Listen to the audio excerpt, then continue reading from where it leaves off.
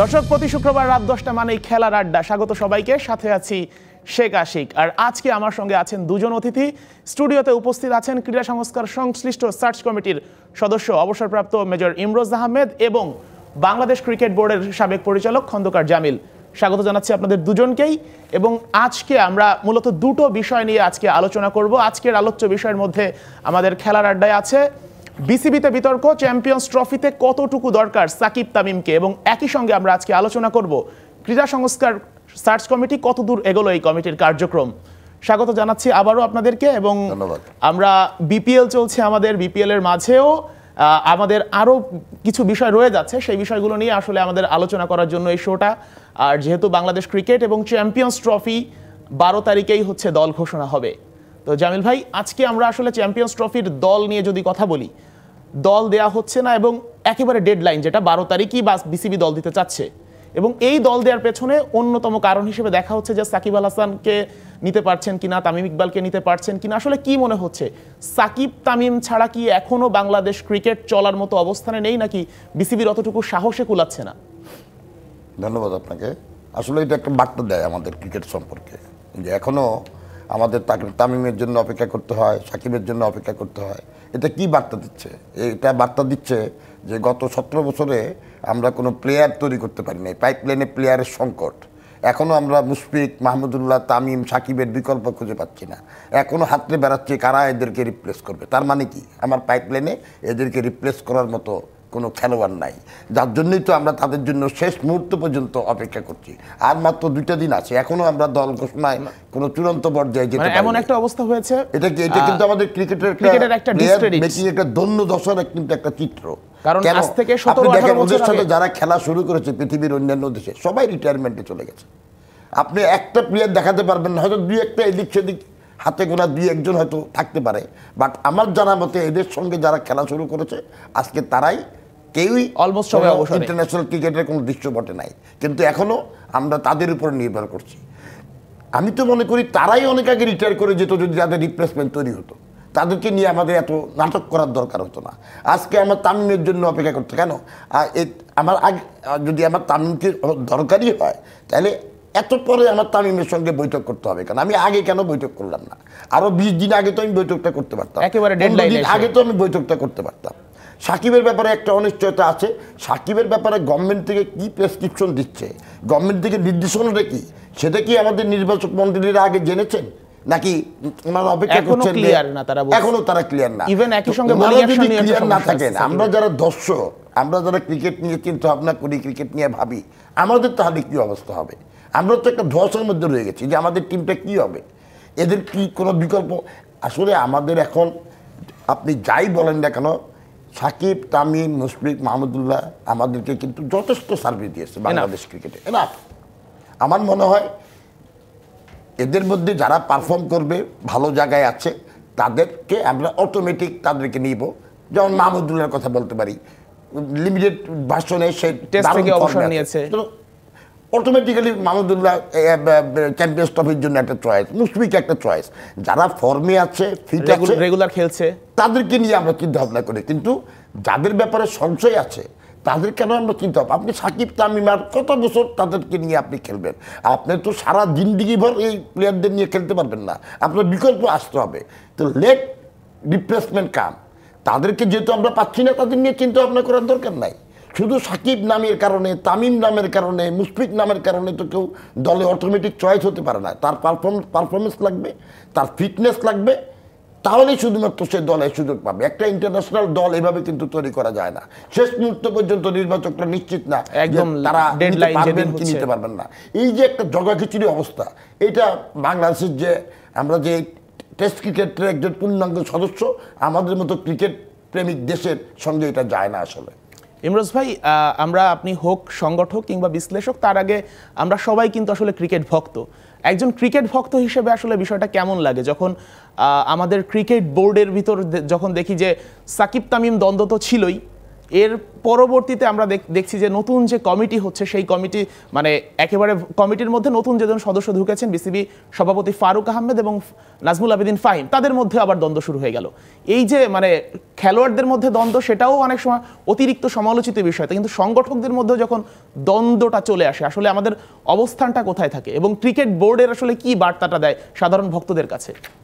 এটা দুঃখজনক এই কারণে যে যে দুজন সম্বন্ধে আপনি বললেন তারা দুজনে কিন্তু ম্যাচিওর মানুষ এবং দুইজনেই কিন্তু অভিজ্ঞতার সাথে ক্রিকেটের সাথে অনেক দিন থেকে সংশ্লিষ্ট, এবং সেই জায়গা থেকে যখন তাদের সম্বন্ধে এরকম একটা মেসেজ আমরা পাচ্ছি, জামিল ক্রিকেট বোর্ডে ছিল, অন্তর্দ্বন্দ্ব অন্তর্কলহ সবসময় থাকে, বাট এটা যখনই এক্সপোজড হয় then it's become a risky affair. Then এমন অবস্থায় আছে যে ভেতরে আর আটকে রাখার মতো অবস্থা হয়তোবা আমি আর জামিল হয়তোবা পার্সোনালি জানি না কি হচ্ছে, কারণ এগুলো খুব সেন্সিটিভ ব্যাপার হওয়াতে আপনারা হয়তোবা জার্নালিস্ট বলে আপনারা এগুলো খোঁজ খবর করেন, আমরা হয়তো ওইভাবে কথা বলি না।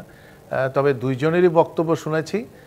প্রেসিডেন্ট ফারুক আহমেদ তিনি যেভাবে বলেছেন যে এটা একটা ভুল বোঝাবুঝি হয়েছে, সমাধান হয়ে গেছে, এটা নিয়ে আর আলোচনার প্রয়োজন নাই। বাট অন্যদিকে আবার ফাহিম ভাই যেটা বলেছেন ওটা একটু এগ্রেসিভ ল্যাঙ্গুয়েজ ছিল, একটা সরে যাওয়ার একটা বার্তা যে সরে যাওয়ার পথ খোলা আছে, মানে hmm he is trying to deprive.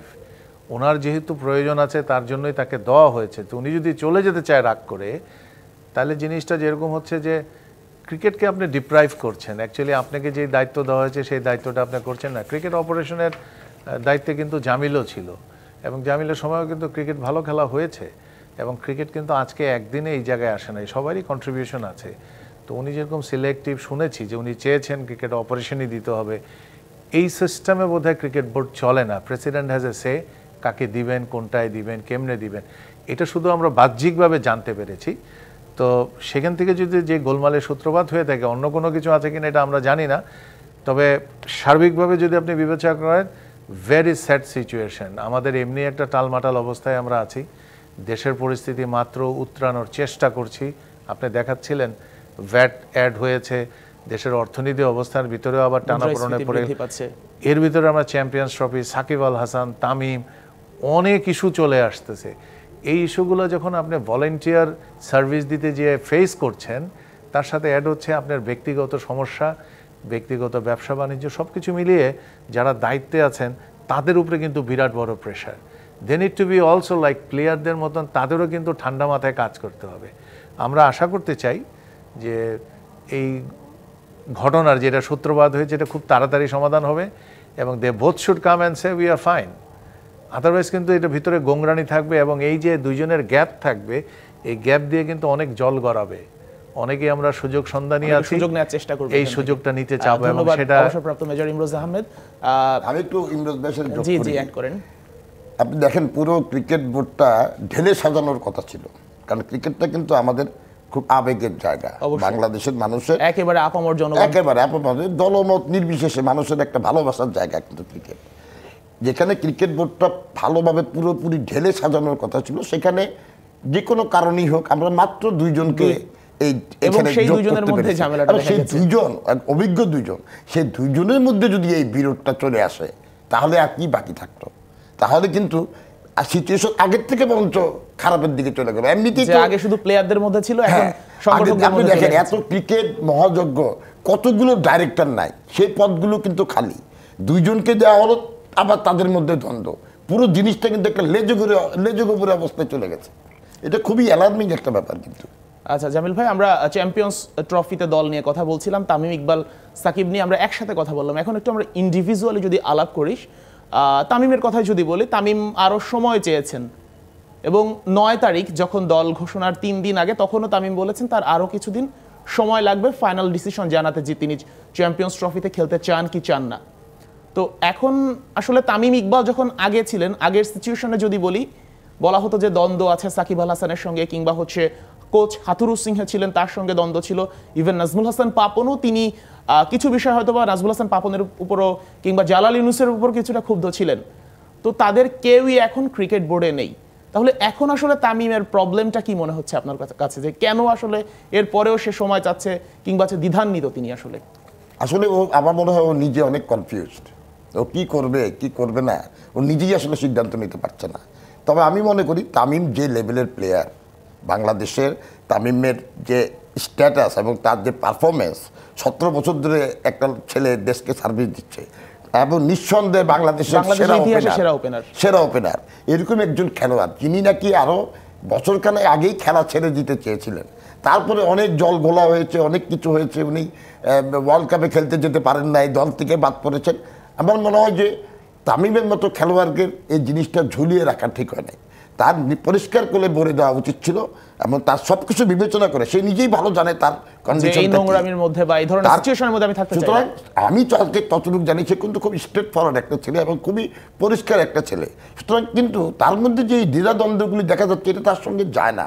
আমি মনে করি ওর যে লেভেলের ক্রিকেটার, ওর অনেক আগে সিদ্ধান্ত নেওয়া উচিত ছিল whether he will continue or not. এইভাবে ঝুলিয়ে রাখাটা আসলে তামিমের সঙ্গে আমি মিলাতে পারি না, সঙ্গে মিলছে না, যায় না আসলে। আচ্ছা, আমরা ভাই ক্রিকেট নিয়ে অনেক কথা বললাম। অবসরপ্রাপ্ত মেজর ইমরোজ আহমেদের সঙ্গে আমরা অন্য একটু বিষয় আলোচনা করতে চাই, যেটা আমাদের শোর আজকে গুরুত্বপূর্ণ অংশের মধ্যে, সেটা হচ্ছে ক্রীড়াঙ্গনের সংস্কারের সার্চ কমিটি। সার্চ কমিটি নিয়ে তো আসলে অনেক দিন ধরে আলোচনা হচ্ছে এবং সার্চ কমিটির আসলে অগ্রগতি সম্পর্কে যদি আমরা সরাসরি জানতে চাই, যে শুরু থেকে আজকের দিন পর্যন্ত সার্চ কমিটির আসলে অগ্রগতি কতটুকু এবং এই অগ্রগতিতে আপনি কতটুকু সন্তুষ্ট, যদি বলেন যে ব্যক্তিগত জায়গা থেকে। ধন্যবাদ। আমি আসলে আপনাকে বলবো যে সার্চ কমিটি যখন গঠন করা হয় তখন টার্মস অফ রেফারেন্স যেটা ছিল সেই জায়গাটা ছিল আইন কানুনগুলা, সংবিধানগুলাকে সঠিকভাবে সংস্কার করা এবং তার সাথে যদি কোনো জিনিসপত্র আসে সেই জিনিসগুলোকেও অ্যাড্রেস করা। কিন্তু পরবর্তীতে দেখা গেল যে সমস্ত ফেডারেশনগুলোকে আবার অ্যাডহক কমিটি তৈরি করা। আমি একটু কিন্তু স্পেসিফিক্যালি বলতে চাই এটা অ্যাডহক কমিটি, সরকার কিন্তু বলেন নাই, পূর্ণাঙ্গ কমিটি বলেন নাই।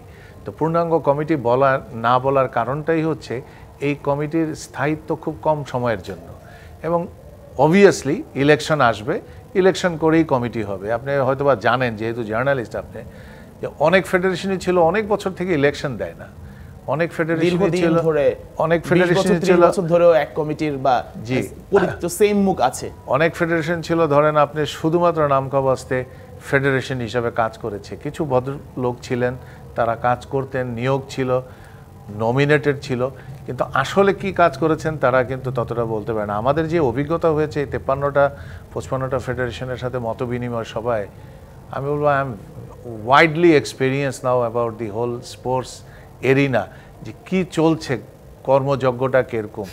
খারাপ কথাটা নাই বললাম, বাট ভালো দিকে যদি আমি বলি সেটা হচ্ছে যে অনেকেরই উৎসাহ আছে, আগ্রহ আছে, কিন্তু কিছু কিছু জায়গায় তাদের প্রতিবন্ধকতার কারণে তারা করতে পারছেন না। অনেকে আইন কানুন সম্বন্ধেও সঠিক ধারণা তাদের নাই। যেমন একটা উদাহরণস্বরূপ বলি যদি আপনার সময় থাকে, সেটা হচ্ছে ধরেন একটা ফেডারেশনকে যখন এনএসসি স্বীকৃতি দেয় সেটা কিন্তু কতগুলো ক্রাইটেরিয়া আছে, ক্রাইটেরিয়াগুলো দেখে তারপরে যে ওই ক্রাইটেরিয়াগুলো পাবে। এই ক্রাইটেরিয়ার প্রথম ক্রাইটেরিয়া হচ্ছে আপনার একটা কমিটি থাকতে হবে, আপনাকে 3 বছর ধরে জাতীয় প্রতিযোগিতা করেছেন সেই ক্যাপাবিলিটি থাকতে হবে, নিজস্ব মাঠ থাকতে হবে, নিজস্ব অফিস থাকতে হবে, অর্থায়ন থাকতে হবে, কাউন্সিলর থাকতে হবে। আপনি অ্যাপ্লাই করলে তখন আপনাকে ফেডারেশন হিসেবে স্বীকৃতি দিবে। কিন্তু আমরা মত বিনিময় করতে যেয়ে দেখলাম সবারই অফিস নাই, সবারই মাঠ নাই, ভাড়া নিয়ে কোথাও কোনো তাহলে অস্থায়ীভাবে। তাহলে যে আপনি যখন এই যে মূল্যায়নগুলো এগুলো অনেক বছর ধরে হয় নাই, হয়তোবা সবাই জানেন যে এইভাবেই আমাদেরকে চলতে হবে, বাট এখন অ্যাড্রেস করার হয়তোবা সময় এসছে, তারা করবেন। তো যেটা আপনি জানতে চাচ্ছিলেন সেটা হচ্ছে যে আমাদেরকে যখন এই অ্যাডহক কমিটি করতে দিল, আপনাকে জাস্ট একটা ছোট্ট স্ট্যাটিস্টিক্স দেই, এই 53টা 53টা ফেডারেশনে আপনি 10 জন করে লোক দিলে 550 জন লোক দরকার। কোনো ফেডারেশনে 15 জনের নিচে লোক নাই। ইট ইজ অ্যাবাভ 700 লোক দরকার আমাদের। এই 700 লোক খুঁজে বের করা উইথ লট অফ লিমিটেশনস বর্তমান বাস্তবতায় ভেরি টাফ কল। আপনি দেখবেন অন্যান্য সার্চ কমিটি হয় তাদেরকে 7 জন লোককে খুঁজে বের করতে বলে, 5 জন লোককে খুঁজে বের করতে বলে, তারা 1 মাসের মধ্যে করে দেন। 700 লোককে খুঁজে বের করা, কেউ ডুপ্লিকেটই হবে না যে তাকে আমি মানে একই লোক দুই ফেডারেশনে যাবে না, একই লোক বহুদিন থেকে আছে তিনি থাকবেন না, একই লোক কোনো রাজনৈতিক পরিচয় আছেন তিনি থাকবেন না। অনেক লিমিটেশনের ভিতরে খেলোয়াড় পছন্দ, সংগঠক, মানে আরো একটা ক্রাইটেরিয়া আছে যে ওই ফেডারেশনের সংশ্লিষ্ট কেউ হতে হবে, ওইরকম রেস্ট্রিকশন নাই, বাট খেলোয়াড় সুলভ, তাদের উদ্যোক্তা হলেও আমরা কিন্তু তাদেরকে বিবেচনা করছি। এই জায়গাগুলোতে কিন্তু আমরা একটু হোঁচট খাচ্ছি, এবং আপনার কাছে কনফেস করতে দ্বিধা করব না যে অনেকের কাছে আমরা অ্যাপ্রোচ করেছি, অনেকেই কিন্তু অনেক সময় তারা রিফিউজ করেছে, বলবো না রিফিউজ, তারা বলেছে একটু দ্বিধাদ্বন্দ্বে আছি ভাই, কারণ দেশের পরিস্থিতি অনুযায়ী অনেক ব্যবসায়ী বলেন, সরকারি প্রতিষ্ঠানের অনেক সিনিয়র লেভেলে কাউকে বলেন, তারা একটু চিন্তা করেন। যখনই চিন্তা করেন তখন আমাদের জায়গা থেকে কিন্তু এই মানুষগুলোকে নিয়োগ দেওয়ার জন্য প্রস্তাবনা একটুখানি আমরা হোঁচট খাচ্ছি। তারপরেও বলবো এখন পর্যন্ত আমরা 22টা কমিটি আমরা জমা দিয়েছি, মেজর 22টা কমিটি, এবং 9টা আপনারা জানেন প্রজ্ঞাপন হয়ে গেছে, অ্যান্ড বাদ বাকি 13টা এখনও ওয়েটিং ফর দেয়ার অ্যাপ্রুভাল, যেখানে আমাদের সম্মানিত উপদেষ্টার টেবিলে হয়তো বা আছেন, ওনারা যে কোনো দিন হয়তো বা ডিক্লেয়ার করবেন। Another 10-12 is in the process, আবার হয়তো এই 1-1.5 সপ্তাহের মধ্যে আমরা দিয়ে দিব। তো সার্বিকভাবে বলবো এইটা নিয়ে অনেকের অনেক রকমের ভ্রান্ত ধারণা আছেন, অনেকেই মনে করছেন এইটাই চূড়ান্ত কমিটি, আর হবে না, আসলে তেমনটা না। একই সাথে আমরা জেলা, উপজেলা এবং বিভাগের যেই গঠনতন্ত্রগুলো আছে, আইনগুলো আছে, সেই জায়গার সাথে ফেডারেশনের যে গঠনতন্ত্রের যে সমন্বয় সাধন করা প্রয়োজন, সেই জায়গাগুলো একটু আমরা কাজ করছি, নতুন করে একটু লেখা। এটা চ্যালেঞ্জ দিয়ে আমরা মনে হয় বিরতির পর একটু আলোপ করতে পারি যে মূল চ্যালেঞ্জটা আসলে কোথায় এখানে। দর্শক, খেলার আড্ডায় নিচ্ছে একটা বিরতির সাথেই থাকুন। স্বাগত আরও একবার খেলার আড্ডায়। আজকে স্টুডিওতে আছেন ক্রীড়া সংস্কার কমিটির সার্চ কমিটির সদস্য মেজর অবসরপ্রাপ্ত ইমরোজ আহমেদ এবং বাংলাদেশ ক্রিকেট বোর্ডের সাবেক পরিচালক খন্দকার জামিল উদ্দিন। দুজনকেই আরও একবার স্বাগত জানাচ্ছি আমাদের শোতে। এবং আমরা বিরতির আগে আলাপ করছিলাম সাকিব তামিম ইস্যু নিয়ে, আমরা আলাপ করছিলাম ক্রীড়া সংস্কার সার্চ কমিটি নিয়ে। এই বিষয় নিয়ে আমরা আরও আলাপ করব, আরও বিস্তারিত কিছু আলোচনা আছে। তো আবারও শুরু করতে চাই খন্দকার জামিল উদ্দিন ভাইকে দিয়েই। তো খন্দকার জামিল উদ্দিন, আমরা আসলে ক্রিকেট বোর্ড, যে বাংলাদেশ ক্রিকেট বোর্ড আসলে এত কেন কনফিউশনে ভোগে? যে আমরা যদি প্রত্যেকটা জায়গায় দেখি, আমরা যদি বলি দল নির্বাচন নিয়ে কনফিউশন থাকে, একদম প্রত্যেকটা সিরিজেই দেখবো যে একেবারে লাস্ট মোমেন্টে দল দিচ্ছে। আবার আমরা বিরতির সময় আরও কিছু বিষয় আলাপ করছিলাম যে পেসার যারা নাহিদ রানা কিংবা হচ্ছে হাসান মাহমুদ, যাকেই আমরা নতুন করে পাচ্ছি তাদেরকে একদম র্যান্ডমলি খেলাচ্ছে, এবং একইভাবে আগে মুস্তাফিজকে নিয়েও আসলে এইভাবেই এক্সপেরিমেন্ট করে মুস্তাফিজকে অলমোস্ট নষ্ট করা হয়েছে। মানে ক্রিকেট বোর্ড কি সব জায়গাতেই ইনডিসিশনগুলোতে ভোগার মূল সমস্যাটা আসলে কোথায়? আপনি নিজেও তো যেহেতু বোর্ডে ছিলেন আগে। আসলে দেখেন, এসব ক্ষেত্রে আপনাকে একটা নীতিমালা অনুযায়ী চলতে হবে যে আমাদের যারা প্রমিজিং ক্রিকেটার তাদেরকে আমরা কিভাবে ইউজ করব। বিশেষ করে এই যে ফাস্ট বোলাররা, তাদেরকে আমি একবারে 3টা ফরম্যাটে আমি তাদেরকে খেলিয়ে দিলাম, এটা কিন্তু রাস্তা না। আমার প্লেয়ারদেরকে তারা যাতে দীর্ঘদিন সার্ভিস দিতে পারে সেভাবে তাদেরকে কিন্তু একটা পরিকল্পনার আওতায় এনে যে আমি কোন প্লেয়ারকে কতগুলো ম্যাচ খেলবে, কতগুলো টি-20 খেলবে, কতগুলো টেস্ট ম্যাচ খেলবে, এই ধরনের একটা পরিকল্পনা থাকতে হবে। এবং এই পরিকল্পনা করবে কারা? এখানে কিন্তু ক্রিকেট বোর্ডে কিন্তু একটা হাই পারফরমেন্স ইউনিট আছে যারা কিন্তু এই বিষয়গুলো নিয়ে কাজ করে।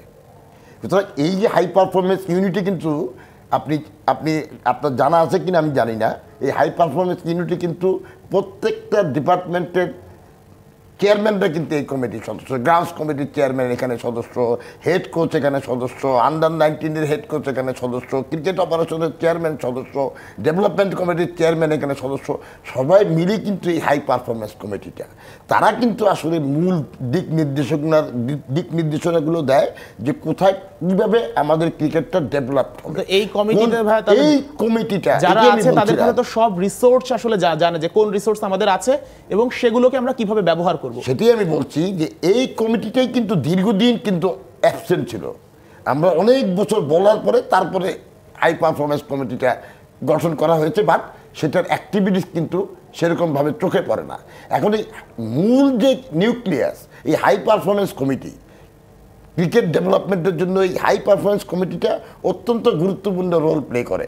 এখন এই মূল নিউক্লিয়াস যে কমিটিটা, এইটা যদি কার্যকরী ভূমিকা পালন না করে, এটার থেকে যদি সার্বিক পরিকল্পনা আপনি না পান, তাহলে তো আপনার এই ধরনের নানা রকম সমস্যা, ত্রুটি বিচ্যুতি তো আপনার চলতেই থাকবে। সুতরাং আমি মনে করি জায়গাটাও ভেসে ওঠে এই জায়গাগুলো, cricket development, high performance committee, এই যে ক্রিকেট অপারেশনস, 3-4টা মেজর কমিটি আছে for the development of cricketer and cricket.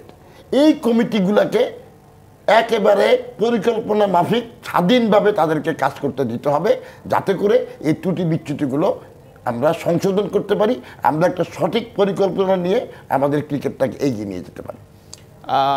Khandakar Jamil উদ্দিনের কথা আমরা শুনছিলাম। আমরা ইমরোজ আহমেদের কাছে একটু শুনতে চাই, আসলে আমরা যখন বলছিলাম যে শুরুর দিকে যে ক্রিকেট বোর্ডের দ্বন্দ্বের কথা আলোচনা করছিলাম, এই দ্বন্দ্ব নিয়ে যখন আলোচনা হলো পজিটিভ নেগেটিভ বিভিন্ন দিক থাকতে পারে, কিন্তু সাবেক একজন বিসিবি কর্তা তিনি আবার মন্তব্য করলেন যে একজনকে লোভিও বলেছেন, যে দুই কর্তার একজন লোভী এবং লোভের কারণেই এই দ্বন্দ্বগুলো শুরু হচ্ছে। তো একজন সাবেক ক্রিকেট বোর্ড কর্তাকে এই ধরনের মন্তব্য করাটা আসলে আপনি কিভাবে দেখেন? যে তিনি তো ক্রিকেট বোর্ডকে ওন করেন, হয়তো বর্তমানে তিনি নেই, বাট ক্রিকেট বোর্ডের একজন তো সদস্য এবং সাবেক হোক বর্তমান হোক, এবং একই সঙ্গে তিনি সাবেক ক্রিকেটার, নিশ্চয়ই বুঝতে পারছেন কার কথা বলছি। তো এই মন্তব্যগুলো কি আসলে আমাদের ক্রিকেটকে আরেকটু বেশি উইক করে দেয় কিনা, আমাদের জায়গাটাকে? আমাদেরকে আসলে উইক করে না, আমাদেরকে আসলে বিশৃঙ্খল হওয়ার জন্য একটা সুযোগ করে দেয়। কারণটা হচ্ছে আপনি যখন মিডিয়াতে কথা বলছেন আপনাকে কিন্তু অনেকে ফলো করছে। আমার মনে পড়ে আমি আর জামিল আরেকটা অনুষ্ঠানে আপনাদের এখানেই ছিলাম, সাকিব আল হাসানের বিতর্কিত অনেক কাজ নিয়ে কথা বলছিলাম। আমি বলছিলাম সেই দিন, জামিলও আমার সাথে অ্যাগ্রি করছিল, যে সাকিবকে অনেকে আদর্শ হিসেবে চিন্তা করেন বাচ্চারা। সাকিব ওই জায়গা থেকে যখন একটা খারাপ কাজ করেন, it's effects the whole generation. তো সেম ওয়েতে যারা ক্রিকেট নিয়ে যারা আদর্শবান, যাদেরকে আমরা চিন্তা করেছি একসময় দল অধিনায়ক ছিলেন, ভালো খেলেছেন, দেশকে লিড করেন, তখন যখন আপনি খুব বিশৃঙ্খলভাবে খুব ঢিলাঢালা কথা বলেন, তখন কিন্তু it gives a wrong signal to the lot of generation. এবং এটাতে কিন্তু ঘটনার গভীরতা যতটুকু তার থেকে বেশি গভীরতা বেড়ে যায়। এবং সেই জায়গাটা আমার মনে হয় আমাদেরকে আরেকটু সংযত হওয়া উচিত কথা বলার জন্য, অন্তত মিডিয়ার সামনে। এবং যদি কিছু বলার থেকে সবাই পরিচিত, সবাই সবার সাথে যে কথা বলতে পারি আমরা, যে একটু এইভাবে করলে ঠিক হয়। তো সেই জায়গাটায় আমার মনে হয় এটা ব্যক্তিগত choice, the selection of words, this framing of sentence আপনি কিভাবে করবেন। আপনাকে সবাই ফলো করছে, আপনার সবার উপস্থাপনা আপনার দেখছে, এটা আপনার choice. You make the choice and then the audience listen to you. তো ওই জায়গাটা থেকে আমার মনে হয় যে কথাটা আপনি উল্লেখ করেছেন, উনি কোনো একটা কারণে হয়তো বা একটু ক্ষুব্ধ আছেন, কোনো কারণে হতেই পারে, ব্যক্তিগত কারণে। তো ওনার কাছ থেকেও কিন্তু বাংলাদেশ ক্রিকেট অনেক পেয়েছে, আমরা কিন্তু কেউ অস্বীকার করতে পারবো না। কিন্তু যখন উনি এই কথাগুলো বলেন তখনই অনেকের কাছে কিন্তু এটা গ্রহণযোগ্যতা হারিয়ে ফেলে। তো সে জায়গায় আমি অনুরোধ করব ওনাদের মতন যারা আছেন, আরও অনেকেই তো আমরা কথা বলি, এত টেলিভিশন চ্যানেল, এত সাংবাদিক, এত মিডিয়া আমাদের কাছে, সবাই আমরা কথা বলি, আমরা একটু মার্জিত হয়ে কথা বলি, কারণ আমাদের কথার উপরেও কিন্তু অনেকের সাইকোলজিক্যাল এফেক্টও হয় কিন্তু।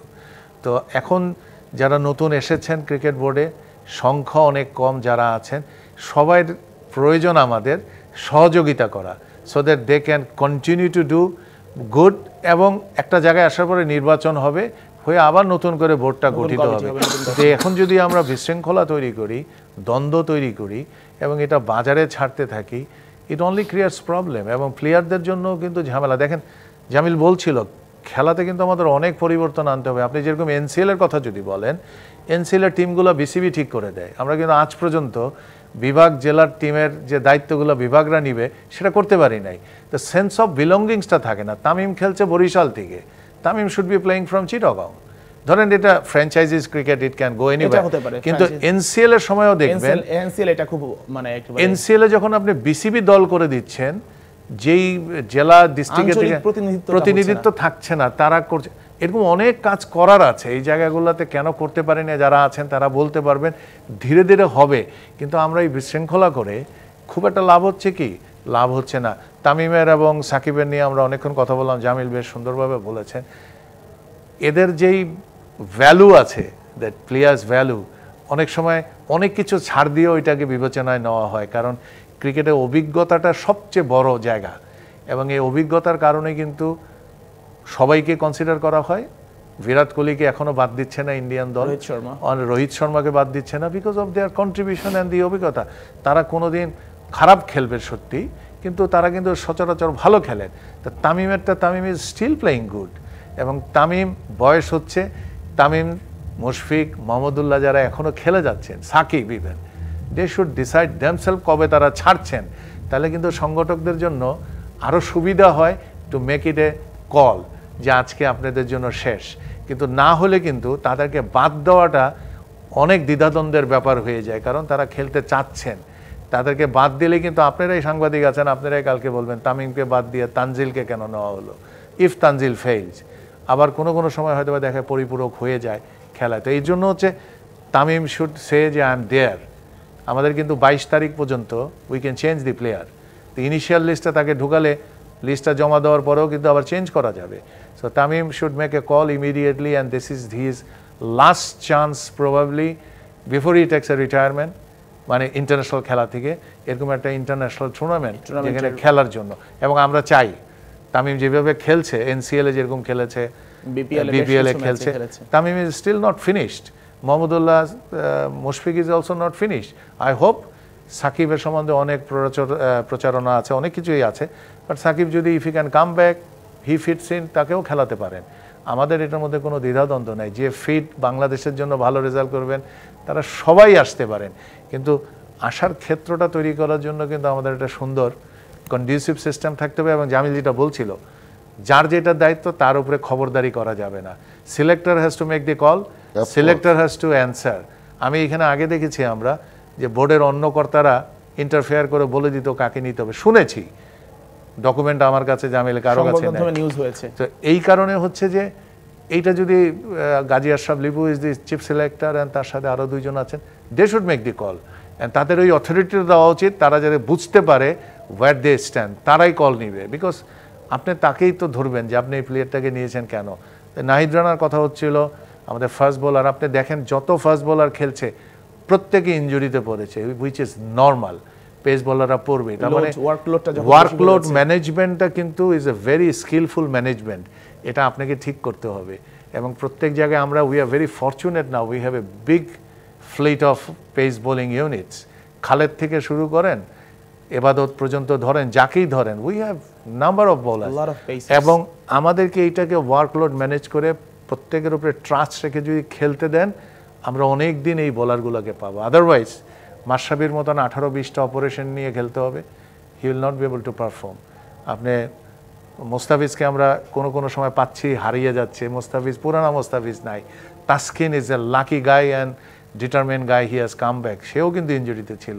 Shariful has gone through the injury, Ebadot is under injury, Nahid Rana still playing, young boy, okay এত ওভারলোড করা উচিত না। আমার মনে হয় BCB has to take care of this asset, এটা আমাদের অ্যাসেট। এই অ্যাসেটটা কীভাবে আপনি ইউজ করবেন সেটা বিসিবিকেই চিন্তা করতে হবে। You can't give it a free go, যে আপনি যা ইচ্ছা আপনি করে বেড়ান, যেখানে খেলতে চান খেলতে পারেন। তো সব কিছু মিলে বলবো যে আমরা অনেক সময় হতাশ হয়ে যাই, বাট ক্রিকেট কিন্তু অনেকখানি এগিয়েছে। যারাই কাজ করেছেন বিসিবিতে এই পর্যন্ত প্রত্যেকের কন্ট্রিবিউশন আছে, কারো একক কৃতিত্ব এখানে নাই, এবং ইট হ্যাজ বিল্ট আপ। আমরা এই বিষয়ে আরও কিছু কথা বলবো বিরতির পর। তো খেলার আড্ডায় নিচ্ছি আরও একটি বিরতির, সঙ্গেই থাকুন। স্বাগত আরও একবার খেলার আড্ডায়, সাথে আছি শেখ আশিক। আর স্টুডিওতে আমার সঙ্গে আছেন জাতীয় ক্রীড়া সংস্কার কমিটির সার্চ কমিটির সদস্য অবসরপ্রাপ্ত মেজর ইমরোজ আহমেদ এবং বাংলাদেশ ক্রিকেট বোর্ডের সাবেক পরিচালক খন্দকার জামিল উদ্দিন। আরও একবার স্বাগত জানাচ্ছি আপনাদেরকে, এবং খন্দকার জামিল উদ্দিনকে দিয়ে আমি এই পর্ব আবারও শুরু করতে চাই এবং কথা বলতে চাই সাকিব আল হাসানকে নিয়ে। সাকিব আল হাসান চ্যাম্পিয়ন্স ট্রফিতে খেলবেন কি খেলবেন না, আপনার কাছে কি মনে হচ্ছে শেষ পর্যন্ত? কারণ সাকিবের বোলিং অ্যাকশন নিয়ে একটা ইস্যু আছে, এবং একই সঙ্গে আরও কিছু ইস্যু আছে। সাকিবের চোখের প্রবলেম ছিল, ব্যাটিংয়ে ঠিকমতো রান পাচ্ছিলেন না। তো সব মিলে আসলে ওভারঅল কি মনে হচ্ছে, সাকিবকে কি দেখা যাবে চ্যাম্পিয়ন্স ট্রফিতে? আসলে তার আগে আমার একটা বেসিক প্রশ্ন আছে, সেটা হচ্ছে সাকিবকে যে নির্বাচকরা কনসিডার করবে সেই সিগন্যালটা কি তারা পেয়েছে বিসিবি থেকে? বিসিবি কি সেই সিগন্যালটা পেয়েছে সরকারের কাছ থেকে যে তাকে দলে নেওয়া যাবে? কারণ 5ই আগস্টের পরবর্তী সময়ে পাকিস্তানে কিন্তু সাকিব খেলেছে, তখন কিন্তু কোনো বিতর্ক ওঠেনি, তখন কিন্তু বিতর্ক হয় নাই। ইন্ডিয়াতে সাকিব টেস্ট ম্যাচ খেলেছে কিন্তু টি-20 খেলেনি। তারপরে সাউথ আফ্রিকায়, এই ওয়েস্ট ইন্ডিজে কিন্তু সাকিবকে নেওয়া হয় নাই। দেশে সে খেলতে চেয়েছিল, দেশের পরিস্থিতির কারণে সে এইখানে এসে খেলতে পারে না। তখন বিসিবি থেকে বলা হয়েছিল যে সরকারের পক্ষ থেকে একটা নিষেধাজ্ঞা রয়েছে, তাকে বলা হয়েছে তাকে না আসার জন্য। সাকিব কিন্তু দুবাই পর্যন্ত চলে এসেছিল, আপনি নিশ্চয়ই জানেন। এবং ওই দিন সকালবেলা সাকিবের ব্যাক করার কথা দুবাই থেকে তাকে ফেরত পাঠানো হয়েছে। সুতরাং যে প্লেয়ারকে ফেরত পাঠানো হয়েছিল বিভিন্ন ইস্যুর কারণে তাকে খেলতে দেওয়া হয় নাই ওয়েস্ট ইন্ডিজের সঙ্গে, এবং কয়েকদিন আগে বিসিবি সভাপতি ফারুক সাহেবও বলেছিলেন যে আমাদের সরকারের কাছ থেকে সিগন্যাল পেতে হবে। সেই সিগন্যালটা কি বিসিবি পেয়েছে তাকে দলভুক্ত করার ব্যাপারে? আর যদি পেয়ে থাকে সেই সিগন্যালটা কি নির্বাচক মণ্ডলীরা পেয়েছে? যদি সিগন্যালটাই না পায় তাহলে তার বোলিং অ্যাকশন বৈধ না অবৈধ, তার ফর্ম খারাপ না ভালো, এগুলি তো কিচ্ছু ম্যাটার করে না। প্রথমে আপনাকে কনফার্ম হতে হবে whether he is allowed to play, whether he has got the green signal to include him in the team। তারপরে প্রশ্ন আসবে তার বোলিং অ্যাকশন বৈধ না অবৈধ, তার পারফরমেন্স ভালো না খারাপ। প্রথম কোশ্চেনটা হলো সে খেলতে পারবে কিনা, সরকার থেকে সেই সিগন্যালটা দেওয়া হয়েছে কিনা। যদি দেওয়া হয়ে থাকে ভালো কথা। সেক্ষেত্রে আমার প্রশ্নটা হচ্ছে এখন পর্যন্ত তার বোলিং অ্যাকশনে বৈধতার কোনো প্রমাণ পাওয়া যায় নাই। আচ্ছা, আপনাদের দুইজনের কাছে আমার একটা প্রশ্ন আছে। শুধু ব্যাটসম্যান হিসেবে আমার মনে হয় না গভর্নমেন্ট থেকে সিগন্যাল থাকলেও যদি বোলিং অ্যাকশন তার বৈধ না হয়, শুধু ব্যাটসম্যান হিসেবে দলীয় কম্বিনেশনের কারণে আমার মনে হয় না সাকিবের দলে অন্তর্ভুক্ত হওয়ার সুযোগ আছে। আপনাদের দুজনের কাছে আমার একটা প্রশ্ন আছে, সেটি হচ্ছে সাকিব আল হাসান বাংলাদেশ দলের একজন খেলোয়াড় এখন পর্যন্ত, এবং ক্রিকেট বোর্ড একটা স্বাধীন প্রতিষ্ঠান। তো সেই ক্ষেত্রে সাকিব আল হাসানকে দলে নিবে কি নিবে না, দেশের গভর্নমেন্টের কনসার্নটা বা গভর্নমেন্টের অনুমতিটা এটা কি ইঙ্গিত করে আসলে, মানে কেন এত বেশি প্রয়োজন? দুজনের কাছে আমার প্রশ্ন। না, এটা ধরেন আপনি যে পার্সপেক্টিভে বলছেন সেটা হচ্ছে যে ক্রিকেট বোর্ডের উপরে হস্তক্ষেপ কিন্তু গভর্নমেন্ট করছে না। Shakib has become an individual case, যেটা একটা বিতর্কিত বিষয় হয়ে গেছে জাতির জন্য, এবং অনেক মেজরিটি একটা গ্রুপ, আবার অনেকে আছেন তাকে চাচ্ছেন।